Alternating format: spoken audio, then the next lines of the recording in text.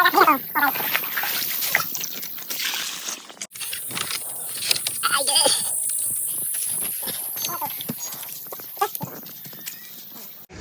मंडळी आजच्या व्हिडिओमध्ये असं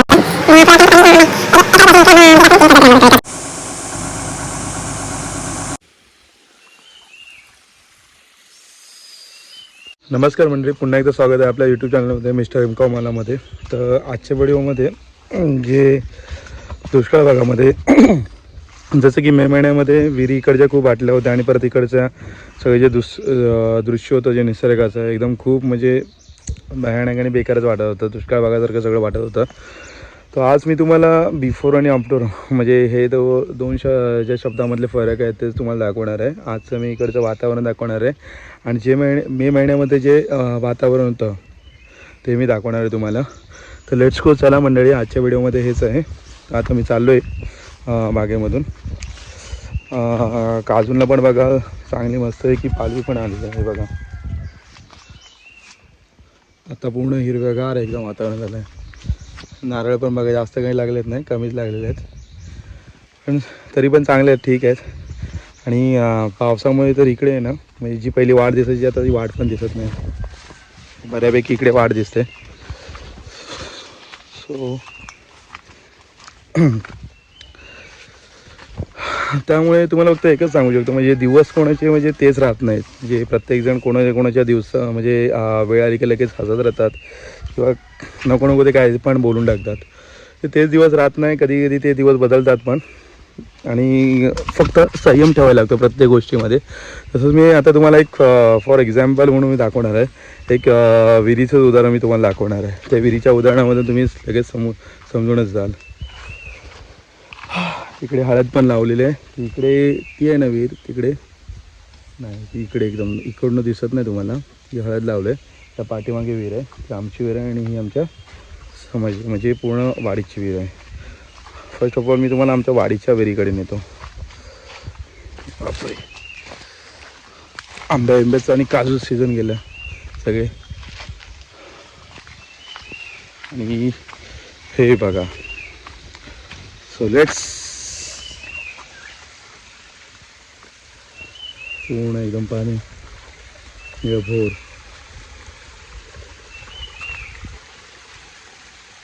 कसं एकदम मस्त.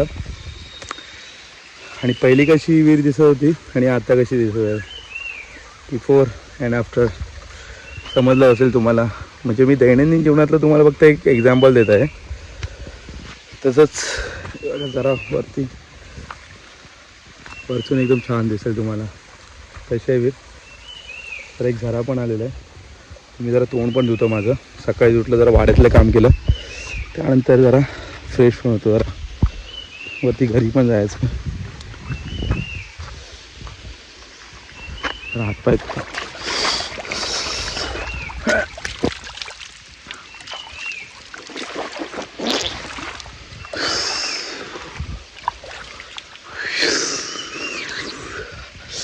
एकदम थंडगार. हे बघा पूर्ण.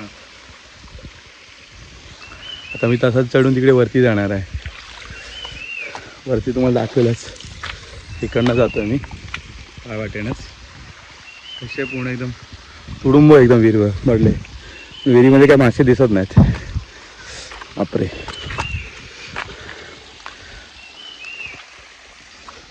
एकदम जून महिना आहे, पण जून महिन्यामध्ये इकडे गावाला पण काही जास्त पाऊस नाही पडत आहे ना. तिकडे मुंबईला तर गरमीच होते प्रमाणाच्या बाहेर. चाललोय मी.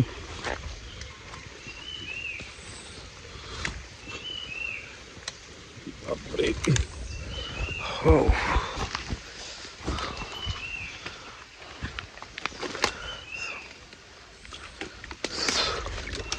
हो बापरे, चड्डी पूर्ण त्याची, पूर्ण कपडेच भिजले माझे. आणि आलो आता आमच्या विहिरीमध्ये.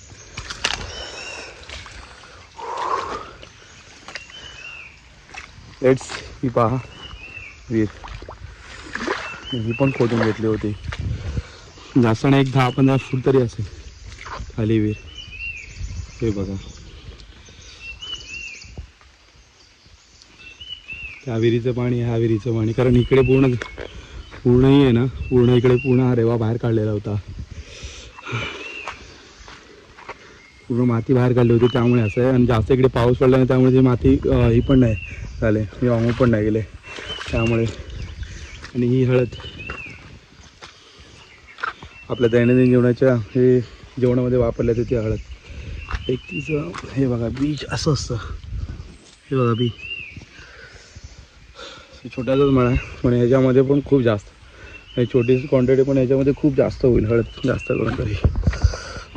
सो लेट्स तुम्हाला मी माझ्या व्हिडिओमध्ये हेच दाखवलं की दिवस तेच राहत नाही, वेळेनुसार बदलत जातात. कसा वाटतं निसर्ग वाटचा हे बघा एकदम हिरवगार एकदम. आणि पहिले इकडे कधी एकदम मे महिन्यामध्ये पूर्ण दुष्काळ होता ना, झाडाला पानं नव्हती ना काहीच नव्हतं. म्हणून मी आलो त्या वाटेने परत खाली जातो, पूर्ण क्रिटिकल एकदम वाट आहे. सो तरी पण जायचं. बापरे हे बघा काटे पण आहे त्याच्यामध्ये, खूप म्हणजे खूप काटे आहेत प्रमाणाच्या बाहेर. हे बघा गावचा असल्यामुळे काय एवढं काय फरक नाही पडत काटे बिट्यांचा ना कोणत्याही गोष्टीचा. आलं. सो आजच्या व्हिडिओमध्ये जी शॉर्टच व्हिडिओ होती त्यामध्ये फक्त एवढंच तुम्हाला दाखवलं की जी विहीर पहिली जे पहिलं जसं पिक्चर दिसायचं जे पास्टमध्ये आणि आत्तामध्ये प्रेझेंटमधलं हेच तुम्हाला दाखवलं आजच्या माझ्या व्हिडिओमध्ये. सो लेट्स भेटू. आज मी गुरांकडे पण जाणार आहे, गुरं आम्ही चालवत जातो तिकडची पण व्हिडिओ करणार आहे माळामध्ये बोलायचं गेलं तर. आणि त्याच्यामध्ये जे मुख्य जनावरे आहेत, गाय असतात परत कुत्रे किंवा मांजर किंवा पक्षी यांना पाण्याची कमतरता असल्यामुळे कधी कधी ते मरण पण पावतात. त्यामुळे माझ्यामध्ये तुम्हाला एवढंच सांगू शकतो की जेणेकरून तुम्हाला काही त्यांना खायला घालायला गेलं तरी तुम्ही खायला घालू नका, पण त्यांना पाणी तरी पाजा.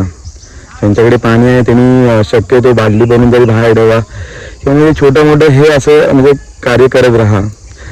पाणी रवी बघा विहीर, आणखी हे आमचे भाऊ, ही अशी पायवाट आहे, पाणी पण एकदम स्वच्छ. हे बघा आता ती नाही आपली, ती नाही, हे काढणं हे पाणी काढलं आता हा दगड बरोबर आहे त्याच्यावर.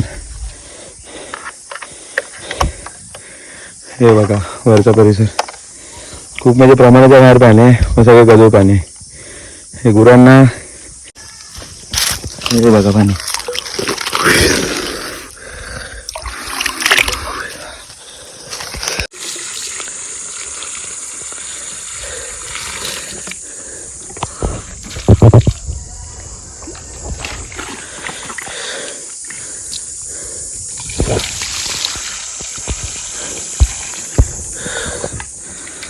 बापरे आंघोळ करायची ना, ते बघ ना आधी पूर्ण ते.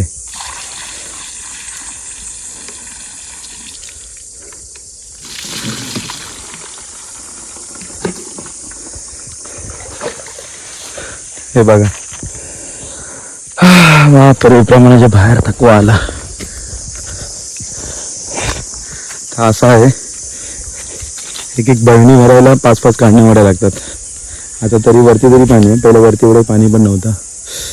आंबा पिकलेला होतं तर आंबा एक पण नाही पिकलाय, आंबे पण उतरवायचे आहेत.